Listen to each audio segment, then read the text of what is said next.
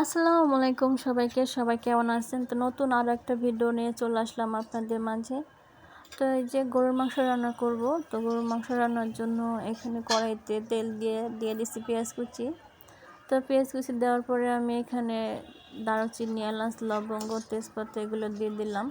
তারপরে একটু লবণ দিয়ে পেঁয়াজটা একটু নরম করে নিতেছি।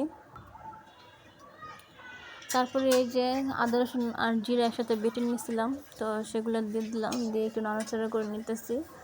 তারপরে হলুদ গুঁড়া, মরিচের গুঁড়া দিয়ে দিব।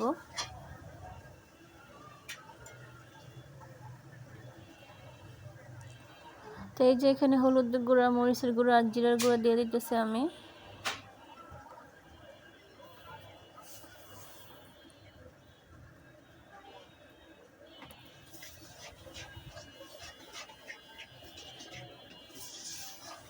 তো সামান্য পানি দিয়ে মশলাটা কষিয়ে নিব।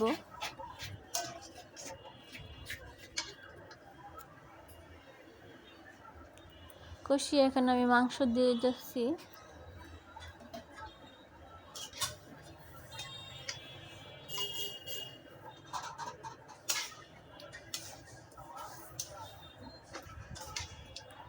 মাংস ভালো মতো নাড়াচাড়া করে আমি ঢেকে দিব।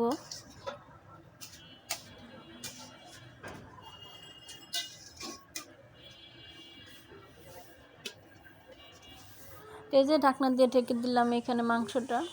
আর এই যে এখানে আমার মেয়ে খেলতেছে, তো এখানে ও রান্না করতেছে কিছু একটা।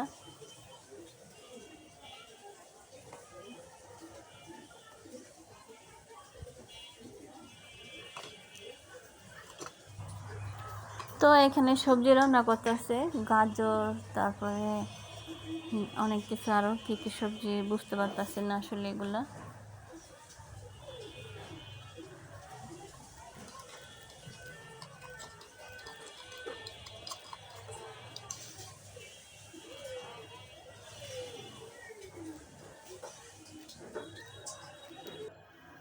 তারপরে চলে আসলাম আবার রান্নাঘরে, মাংসটা কষানো হয়ে গেছে। তো এখন আমি আলু দিয়ে দিব। এখনকার আলু একটু আগেই দিতে হয়, কারণ আলুগুলা সিদ্ধ হয় না সহজে।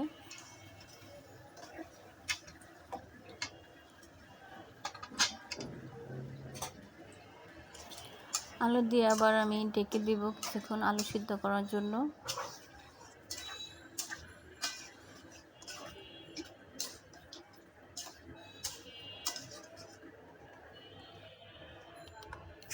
তো আলু সিদ্ধ হওয়ার পরে আমি ঝোল দিয়ে দিয়েছি তরকারিতে। আর এখন এই যে ভাজা গুঁড়া মশলা দিয়ে দিলাম, আর তারপরে এখন নামিয়ে নিব।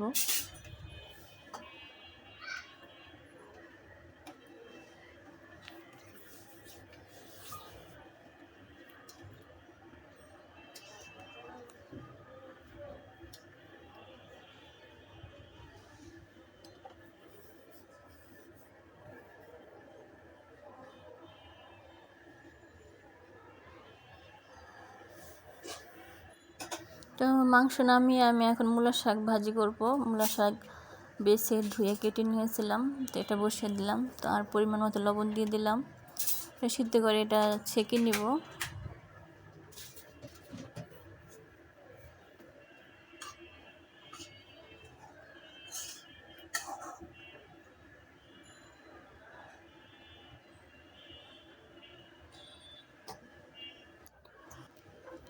তো মূলার শাক সিদ্ধ হয়ে গেছে, আমি জালিতে ঢেলে নিয়েছি। আর এখানে কড়াইতে তেল দিয়ে শুকনো মরিচ দিয়ে দিচ্ছি, আর কাঁচামরিচ আর রসুন কুচি, পেঁয়াজ কুচি দিয়ে একটু নাড়াচাড়া করে ভাজা ভাজা করে নিব।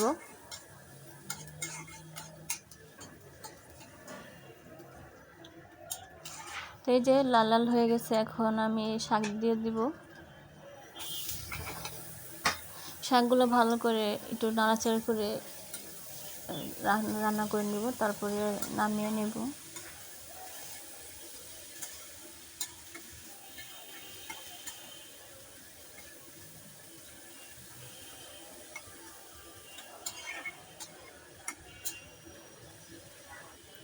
তো দুপুরে রান্নাবান্না শেষ করে আমার ছেলে মেয়েদেরকে গোসল করিয়ে ওদেরকে আগে খাবার দিয়ে দিব। তো এই যে ওরা খাওয়া দাওয়া শুরু করে দিছে। আজকের ভিডিও এই পর্যন্তই। ভালো থাকবেন সবাই। আল্লাহ হাফেজ।